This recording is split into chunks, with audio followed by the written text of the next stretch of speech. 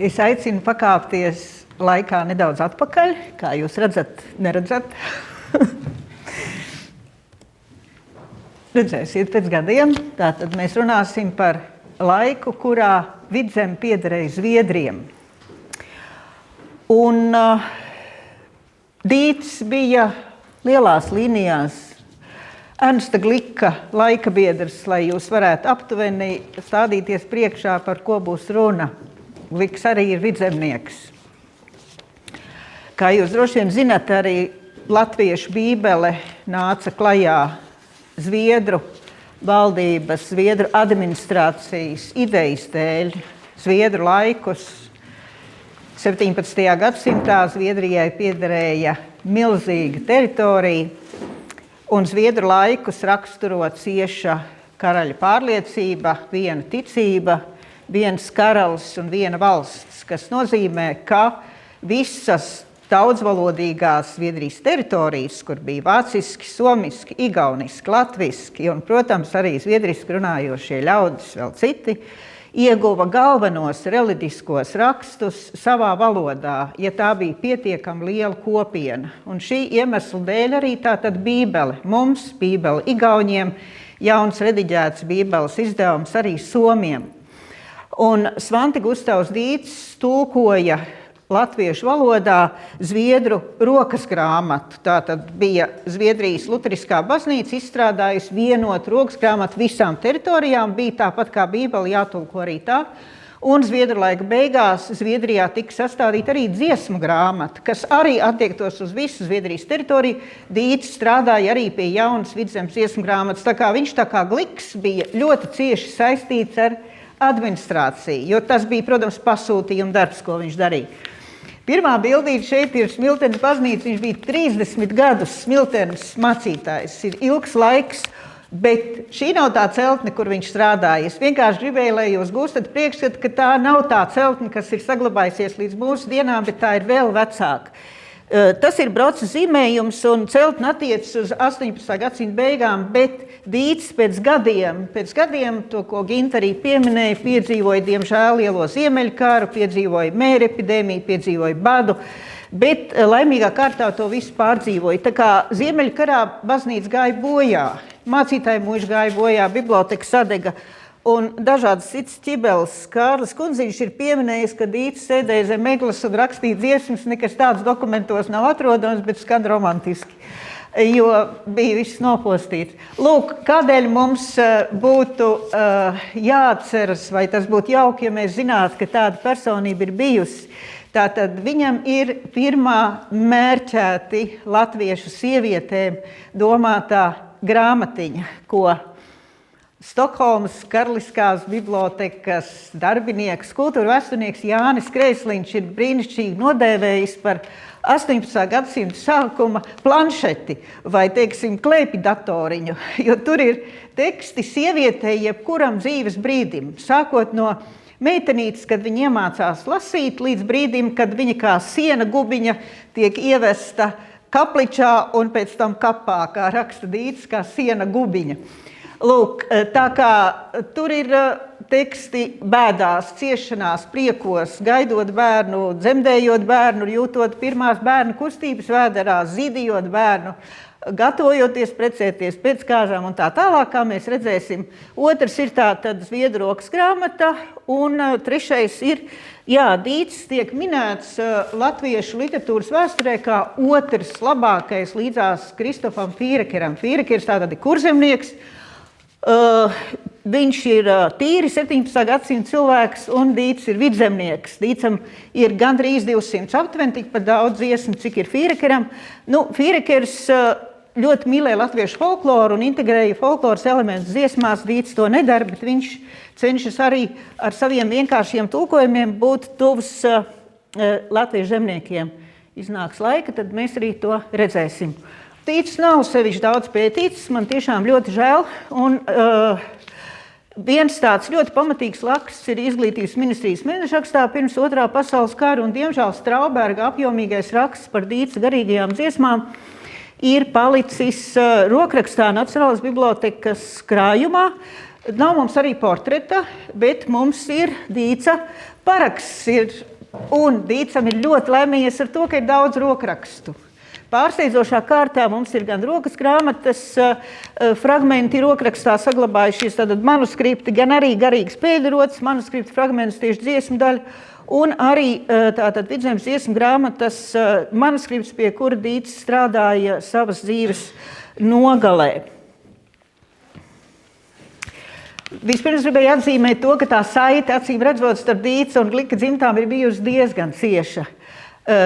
Dīca dzimta ienāk Vidzemē ar Dīcu senioru, kas ir Tomas Dīts, Georgs Tomas Dīts, ir Raunas mācītājs, viņš ienāk no Saksijas. Un tātad Svante Gustavs Dīts ir jau dzimis Raunas mācītāja muižā. Acīm redzot, tā saite ir bijusi cieša starp Svanti Gustavu Dīts, tātad Dīts junioru un Gliku visticamāk, ne agrāk.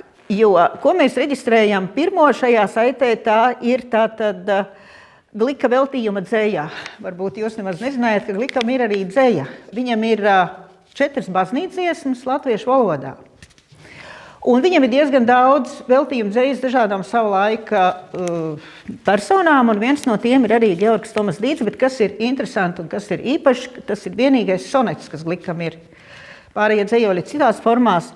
Un, ja mēs te ieskatāmies, šite ir Herzensfreund, tātad sirds draugs, kas norāda uz acīm redzot ļoti sirsnīgām attiecībām starp viņiem abiem. Nu, un pēc Glika aiziešanas mūžībā tātad Dīts pārstrādā Glika tulkoto Vidzemes katehismu, kas starp citu ļoti populārs 18. gadsimtā ar daudziem atkārtotiem izdevumiem.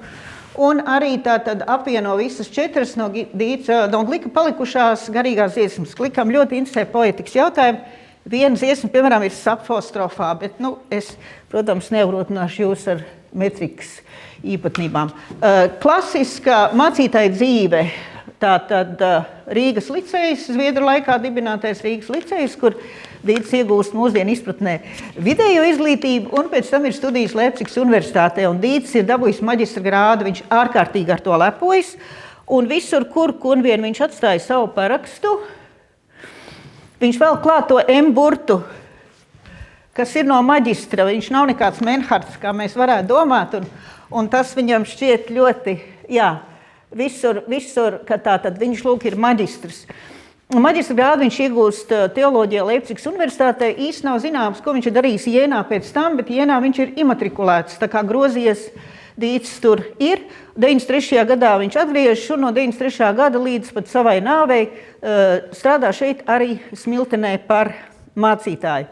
Ir zināms, ka Ziemeļkara laikā viņš ir bijis Rīgā, viņš ir pieņēmis dievgaldu, tātad cilvēks pie dievgaldu, un arī viena no viņa meitām ir kristīta Rīgā, tā kā tas ir skaidrs, ka kādā brīdī arī viņš ir bijis Rīgā, un 712. gadā tātad blakus Smiltenes mācītāja amatam viņš arī ir Koknes iecirkņu prāvests un turpmākos gadus.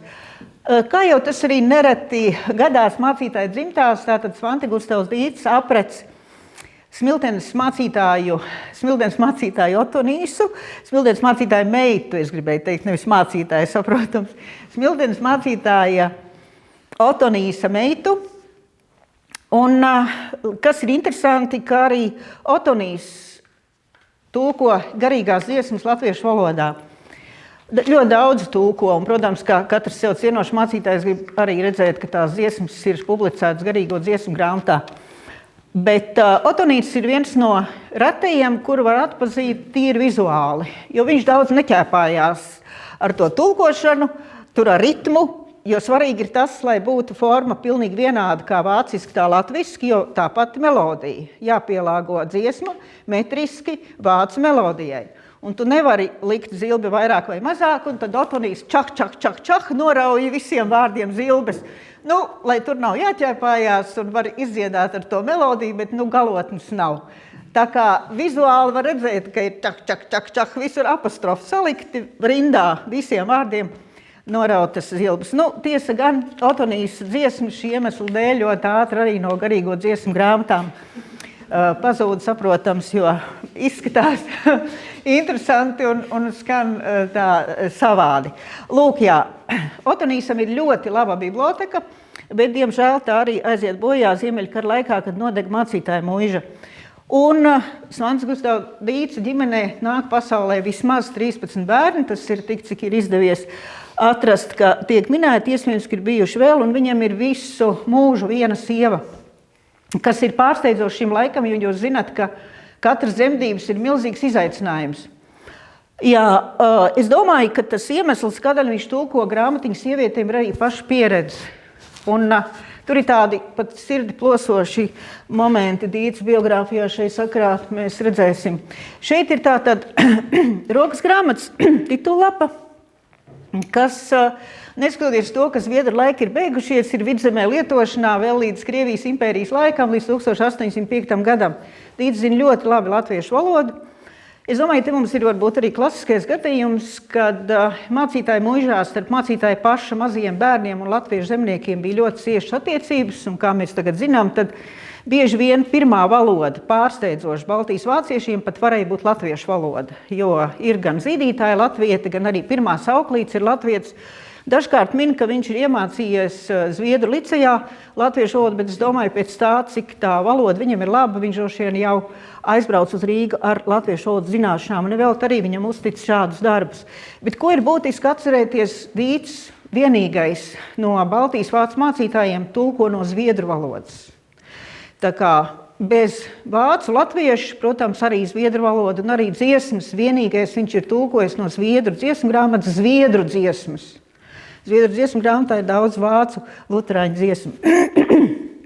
Lūk, un arī tātad rokas grāmatu viņš ir tulkojis no Zviedru valodas, un ir arī ziņas par to, ka viņš ir tulkojis arī tātad no Zviedru valodas vācu valodā Baltijas vāciešiem rokas grāmatu, bet tādus konkrētus pierādījumus es tam neesmu atradusi. Un lūk, kā jūs redzat, jau šajā rokas grāmatā ir iekļauts pirmais viņa arī atzējojums no Zviedru valodas. Tā ir Laurencija Petrī, kas ir 16. gadsimta Zviedru reformātors, būtiska figūra Zviedru baznīcā.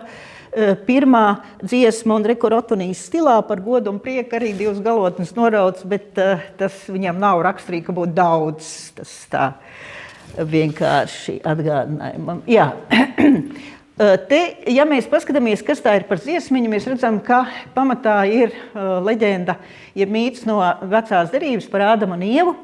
Vīram pats Dievs saka, nebūs vienam būt, viņš tam pieved draugu, kauls, kad sānos zūd. Viņš to svētī saka, esiet auglīgi, vairoties un pildat visu pasauli. Dievam pieder gods. Tāpēc vīrs būs atstāts savu tēvu un māti un pie sievas ķerties, ko tam Dievs ved klāt. Labā ļaunā dienā, mīļoties ar prieku, cilvēks nevar izšķirt, ko pats Dievs saliek, Dievam pieder gods. Jāatzīmē, ka rokas grāmatā ir plaša nodaļa par precību jautājumiem, tātad laulībām, kas būtu jāreģistrē ģimenē, par to, kā izturēties gadījumos, kad kristībā ierodas bērniņš, kas ir dzimis ārlaulībā un tam līdzīgi, kas, protams, liecina arī par trauksmaino laikmeta kontekstu, jo ir svarīga katra dzīvība. Ir jāpieņem dzīve tāda, kāda tā ir, un ir jādara viss, lai meita neslēptu dzimušo bērnu, tāpat arī nedomātu viņu nogalināt un tam līdzīgi, bet no otras puses, protams, luteriskā baznīca ļoti rūpējas par to, lai zemnieki tiktu disciplinēti. Un par to liecina arī pirmie likumi, kas ir latviešu valodā tulkoti, kā jūs redzat, vispār pirmie likumi, kas ir tulkoti latviešu valodā, abi attiecas uz ķermeņa disciplinēšanu. Tātad ķēniņa soda likums pret to bērnu mušināšanu, kas ir mušināt, tas ir nomušīt no tā vārda.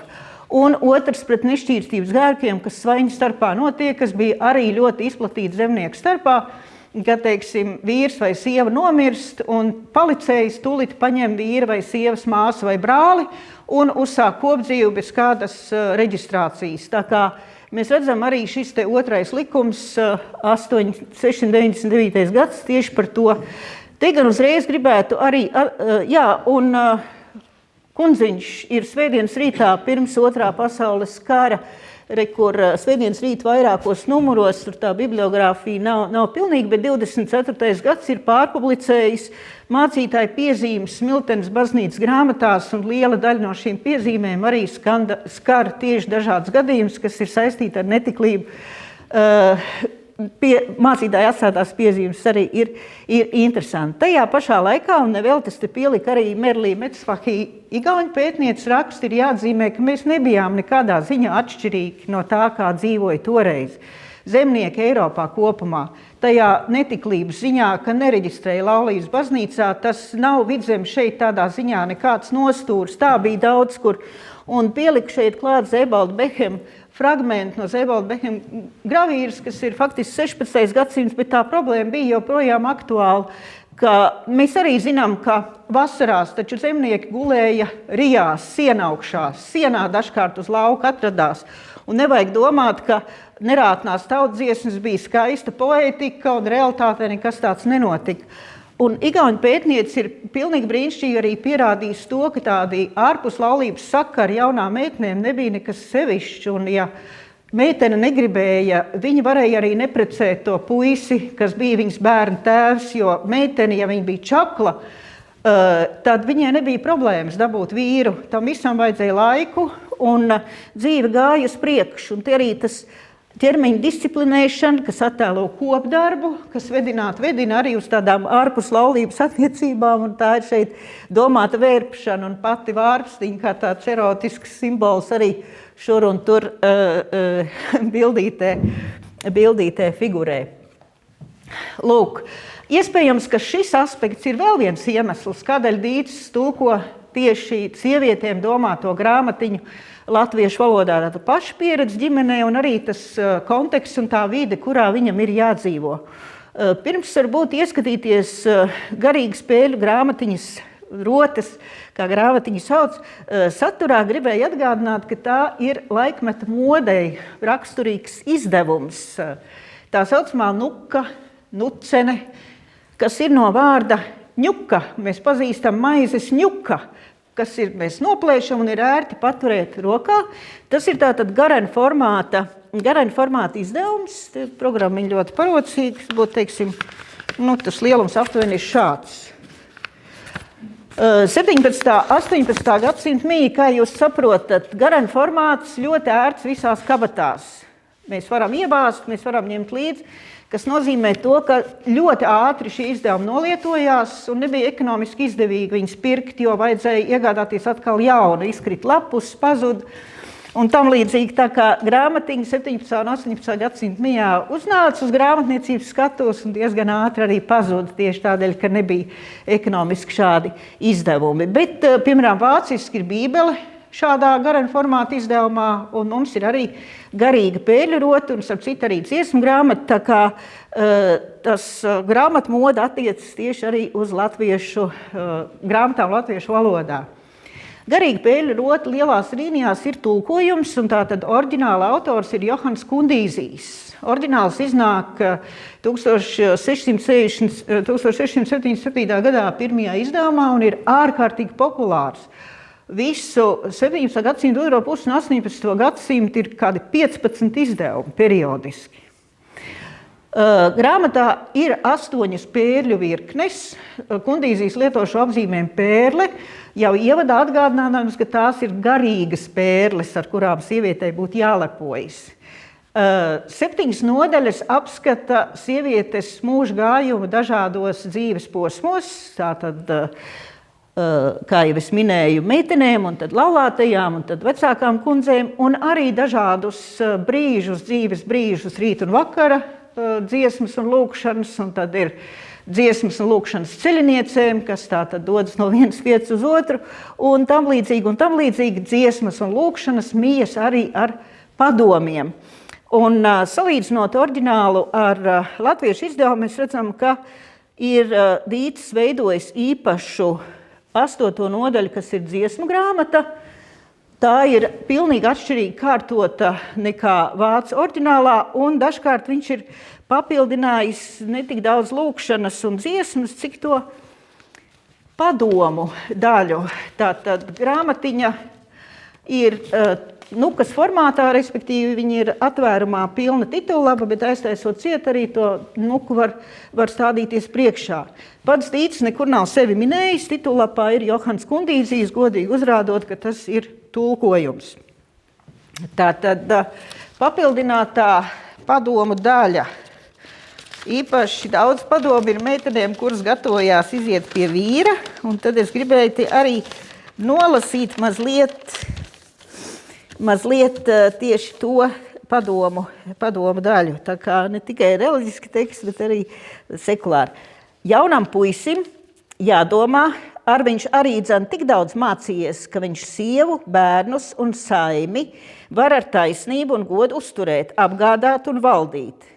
Meitai būs apdomāt, vai viņa tik daudz mācījusies, ka viņai vīru būs turēt, vai viņa tam padevīga un paklausīga grib būt, vai viņa pret godīgu dzīvi, vai viņa prot godīgu dzīvi valdīt ar vārīšanu, vēlēšanu, maizes cepšanu un tādām dzīves gādāšanām, kas to neprot un nevar nec grib darīt, lai nepieviļ godīgu ļaužu bērnus. Nākošais. Sieva, lai mācās klusa palikt, ne visu dzirdēt, ne visu redzēt, un lai tā neatrejās savam vīram pretī, lai neir vēlīga iekš asiem vārdiem, nepatgalvīga, cietprātīga, lepna un sirdīga pret savu vīru, lai nešņāc vīram pretī, it kā būtu viņa kundze un virsniece, gribēdama viņu munsturēt un visu pēc sava prāta darīt. Un tad tagad arī tāds labs padoms. Ir tavs vīrs dažkārt pabargs un ciesnējis, kas ir skops vecā nozīme pret tev. Tad dari tam mīkstu prātu ar pazemošanu un mīlību, iekšvārdiem, ierašām un darbiem, caur ko viena prātīga, lēnīga sieva dažkārt pabārga vīra sirdi uzvar un viņu pašu un tik daudz padara, ka viņam atkal pret šās jāturās, kā pati grib, un ka tā no viņa var dabūt visu, ko tā grib. Tā kā smalki psiholoģiski, nezinu, vai no paša pieredzes vai, bet jā. Un pēdējais. Tai būs pietikt ar mērenes uztures, barības, drēbēm un citas dzīves vajadzības vīru nepostīt, nedz viņam vairāk noplēst, nekā viņš spēja piegādāt.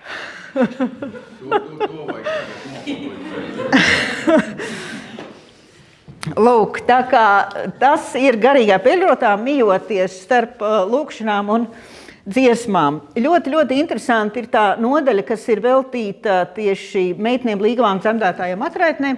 Mēs redzam, cik ir ārkārtīgi pārdomāti teksti, kur tās planšetīte parādās vislabāk, ka tur, piemēram, ir arī dziesma, dzemdēšanas brīdī, vesela dziesma tām apkārt stāvēdamām sievām, kuras šai brīdī tāpat neko palīdzēt nespēja. Tad viņas var vismaz dziedāt. Jā, jo tā kā pa visu padomāts. Un es domāju arī, kāda bija toreiz tā sajūta, jo tu jau šķirst uz priekšu, ka tu esi stāvoklī. Dziesma, ja bērns ir miris, bet sieva ir dzīva. Dziesma, ja sieva ir mirusi, bet bērns ir dzīvs. Tu šķirsti ārprāts, man šķiet. Jā, bet tā jau tas ir. Vācu izdevums. Mūsu izdevums ir pieticīgs un askētisks, bet vācu izdevums visi tie 15 viens aiz cita un laika gaitā mainās mākslinieciski. Arī ilustrācijas ļoti interesanti sekot šīm te emblemātiskajām, klasiski emblemātiskajām ilustrācijām mainās. Un mēs vēlāk redzēsim, ka Dīts arī bija iecerējis, acīm redzot, ka būs ilustrācijas, bet droši vien, ka naudas trūkuma dēļ tā ideja nerealizējās. Šeit ir, piemēram, 4.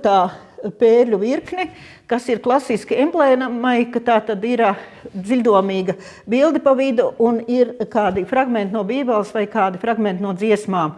Un tādā tad ir 7. kas ir domāta sievietēm, kuras jau drīz dosies mūžībā, tāds klasisks memento mori, zīmējums ar visu to smilšu pulksteni, izteiksmīgo un skeletu un tā. Šeit tā tad izstaigāts cauri meitenīte, kurai ir svarīga, lai rokas nekad nestāvētu mierā. kas arī ir būtisks padoms. Vienmēr ir kaut kas jādara, jālasa, jāšuj vai jāstrādā ar ratiņu. Un tad ir sadarināšanās un laulības, protams, baznīcā, un tad ir dzemdības. Un visbeidzot arī atraitnība, kā iespēja, kas grāmatā, protams, arī tiek pārunāta. Kāpēc Dīcis tulko? Tātad dažas manas idejas, kā jau es minēju, laikmeta konteksts, plašākā nozīmē, tātad nepieciešamība katru dzīvību saglabāt un droši vien arī pieredzētais ģimenēs, lielais bērnu skaits pašu ģimenē un, protams, arī pietisma laiks, kuram ir raksturīga tā individuālā attieksme pret tik vienu draudzes locekli un padomāšana vai nu garīgās dziesmas zvejniekiem, biteniekiem atsevišķi, lauksaimniekiem atsevišķi, un tad arī dažādām sabiedrības grupām, kā piemēram sievietēm, arī atsevišķi grāmatiņi. Un, ja mēs runājam par lasīšanas kontekstiem, tas jautājums, ko Gintai uzdeva, tad mēs redzam, ka arī lasītāju skaits pamazām, pateicoties Glika, un ne tikai Glika, tātad Zviedru iniciatīvai draudzes skolu dibināšanai, pirmajām ābecēm jau Glika laikā, arī tātad aug latviešu lasītāju skaits.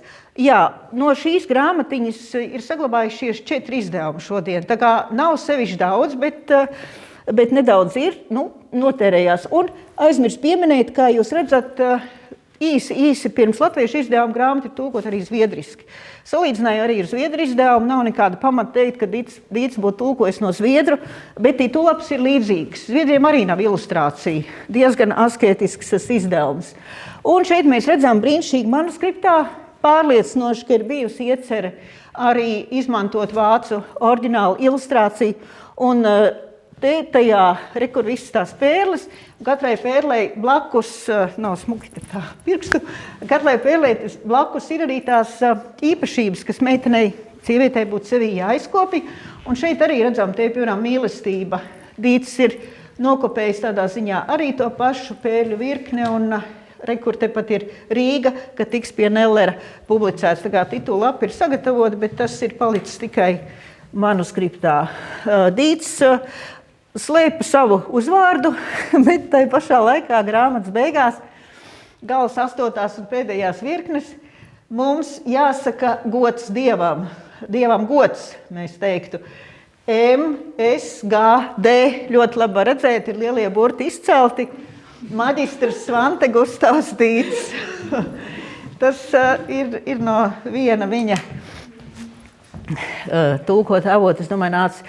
Un šeit brīnišķīgi tāds pretstats tai Zēbalda Behama zīmējumam ar to rumpja disciplinēšanu, brīnišķīgais Grasa darbiņš, kas tēlo mācītāju klasisko 18. gadsimta beigas ar visu parūku, kā mēs redzam, un zemnieku laulības zemnieku mājā. Viena Dīca dziesmiņa, lai jūs justu to kolorītu, zemnieku valodu. Tevi ģērbīs, tas ir aicinājums domāt par šausmām, kādas tevi sagaidīs ellē, ja tu grēkos. Tu fantāzijā jau to iedomājies, un varbūt tas tev piespiedīs negrēkot. Kas tev sagaida ellē?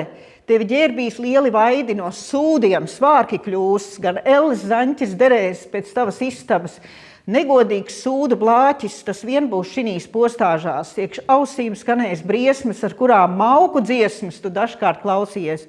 Tu dzirdēsi zobgriešanu, ir gaudošana un riešana, tos elles suņus izmisīs, tu nīcīs smakas rīdams, pat savu maitu bīdams, tu vēlas pļaudakas un elles žultis lasīs, tev sirdis un rīklis macīs, tev elles dūmi slapinās un tā tālāk. Tā tad diezgan tā kolorītā krāšņā stilā izrakstījies.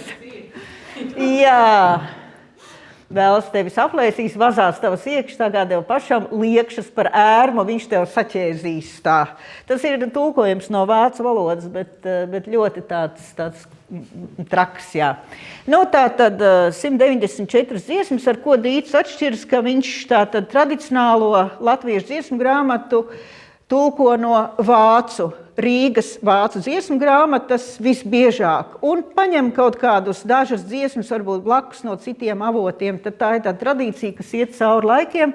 Mēs redzam, ka Dīcis ir no tā atkāpies un meklējis avots arī citur. Tā tad ir tās dziesmas no zviedru valodas, kas ir pēc zviedru administrācijas iniciatīvas, ka tām tur ir jābūt, bet viņš ir latviešu valodā tulkojis Baltijas vāciešu Gustavu von Mengdena 8 dziesmas no Gustava von Mengdena dziesmu grāmatām. Tad ir arī Dīzītas dziesmas, izšūves, garīga spēļu rotas, oriģināla autors, un arī 7 dziesmas no Frelinghausen dziesmu grāmatas, kas ir arī ārpus tradicionālās grāmatas. Un pavisam tātad nobeigumā drusku ilustrācijai Frelinghausenis un viņa ļoti, ļoti populārā, jūs redzat, arī Nuka vācu dziesmu grāmatas, bija vācu pietistu, var teikt tāds klasisks krājums, kuru Dīts arī tātad ir izmantojis. Un šeit ir lieliskais Gustavs von Mengdens ar ļoti interesantu dzīvi, tātad pārticis muižnieks ar savu īpašu vietu arī Vidzemes muižniecības vidū, kas ļoti cīnījās pret zviedru reformām, īpaši pret muižu redukciju, un kam bija arī nopietna saķeršanās ar zviedru valdību. Bet ko mēs te redzam interesantā kārtā, viņš tātad publicēja savas dziesmu grāmatas bez autora norādes, bet šeit mums ir G. von Mengden. Tieši tas pats, kas bija garīgā pēdrotā, viņš ir ielicis savu uzvārdu. Jā, nu tā kā rekur tas šeit Gott vermietet, un tas ir, pēc tā ir atšifrēts, ka tās ir Gustava von Mengdena dziesmas. Un viens mans pats mīļākais citāts no visām Dīča latviskotajām dziesmām, kas izrādās arī ir Mengdena dziesmu grāmatas moto. Mēs redzam, kur tur viena pantiņa apakšā, kas ir tātad drošā klīns, uz kuru atspiesties, tā, protams, ir ticība. Un Dīts ir brīnišķīgi latviskojas, kad vējš un jūra šķiežās, kad viļņi sauc un lielas vētras griežās, kad pērkons rūc, kad skraida divenis, tad stāvu mierīgs es un pieticis. Nu tā, nepaspēju visu izstāstīt, ko gribēju, bet gribēju norādīt, ka man ir dažas publikācijas par Dīcu. Esmu pētījusi arī garīgu pēdrotu īpaši, tā kā, ja kādam interesē, tad ir iespējams palasīt šobrīd vēl. Paldies par uzmanību!